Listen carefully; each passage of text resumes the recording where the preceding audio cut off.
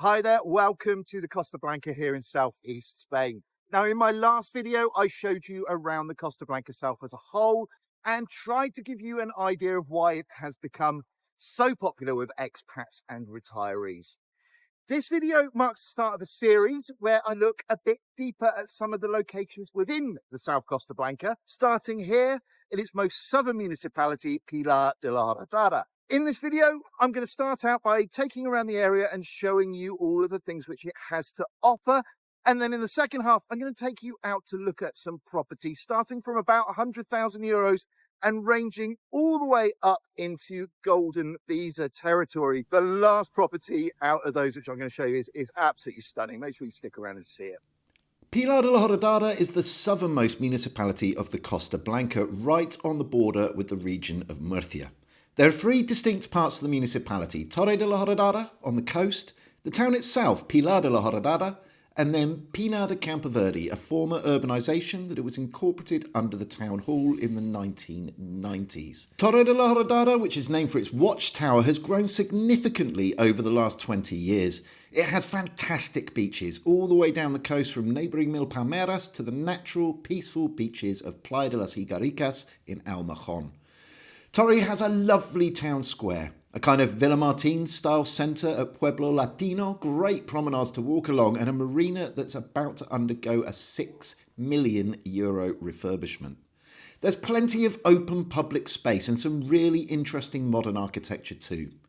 Just over the border in San Pedro is the Pinar Arena Sports Centre, where it's not unusual to see international and Premiership teams practising off-season. The town of Pilar itself is a working town, and as such the population is pretty stable all year round. There are some great local facilities, not least the municipal sports centre, which for a population of over 20,000 people is simply mind-blowing. Pilar de la Horadada takes its fiestas very seriously, with some great Easter parades, and when it comes to the fiestas patronales in October, it's basically a solid month of fun. The main Rambla has been developed, so it's not just a concrete storm drain, but a grass park area where you'll see plenty of people out for their evening walks.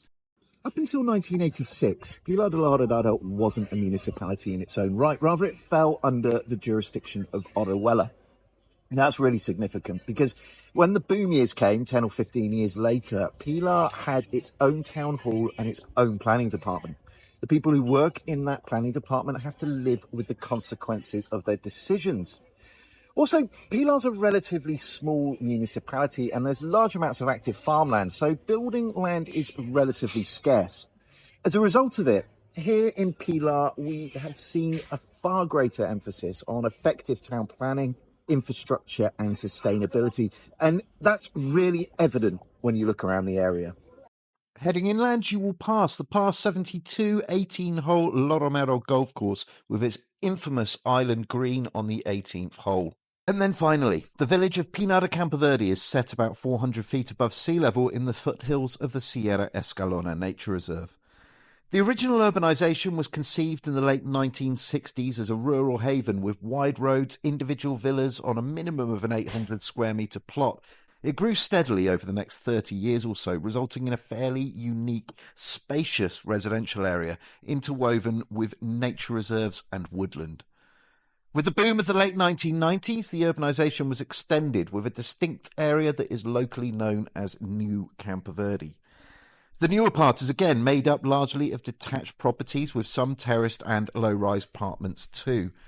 The main developer sold plots and villa designs separately, so just like in the older part, many of the streets show variation rather than just rows and rows of identical properties.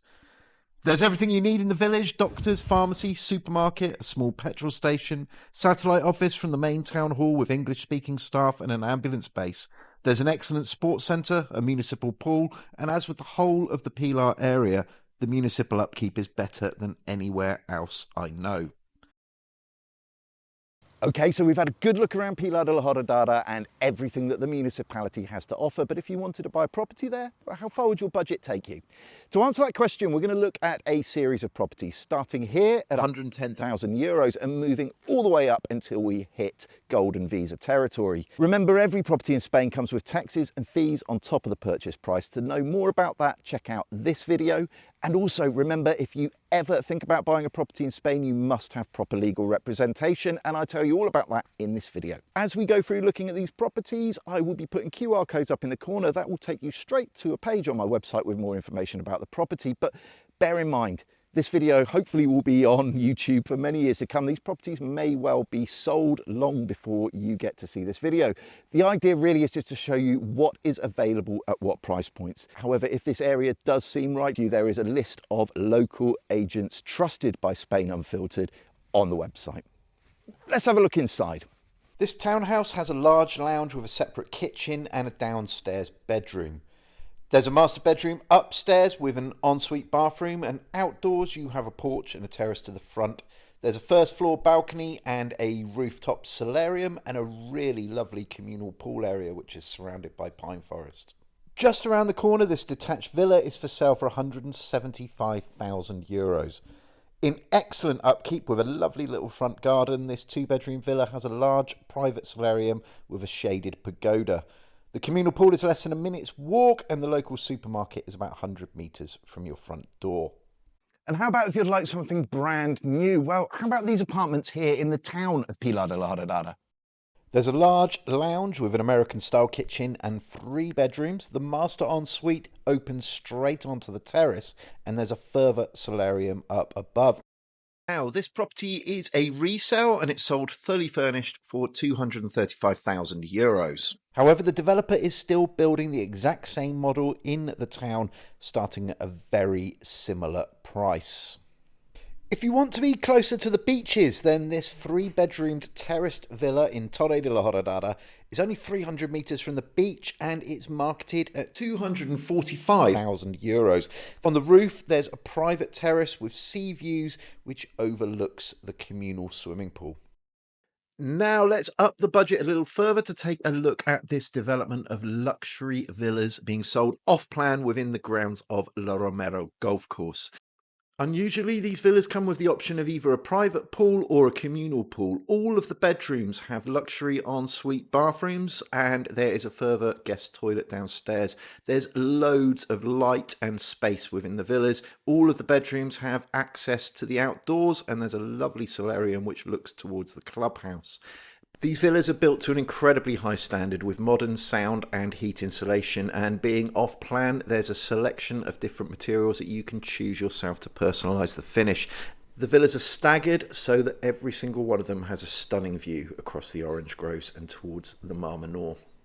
And if you need to spend over €500,000 to obtain a golden visa, this 5-bedroom detached villa, complete with a garage, private pool and spacious guest apartment, offers stunning views on the edge of the Rio Seco Nature Reserve here in Pinar de Campoverde. The property sits on a plot of more than 1,000 square metres. The main house features a light and airy entrance, open plan living and dining area with terrace access, a fully equipped kitchen, utility room and 4 bedrooms, each with ensuite bathrooms and built-in wardrobes. There's a downstairs guest apartment providing a further double bedroom, bathroom and living area, and an independent access to the pool. Outdoor spaces include a sun-drenched pool area, low maintenance established gardens and a spacious roof terrace.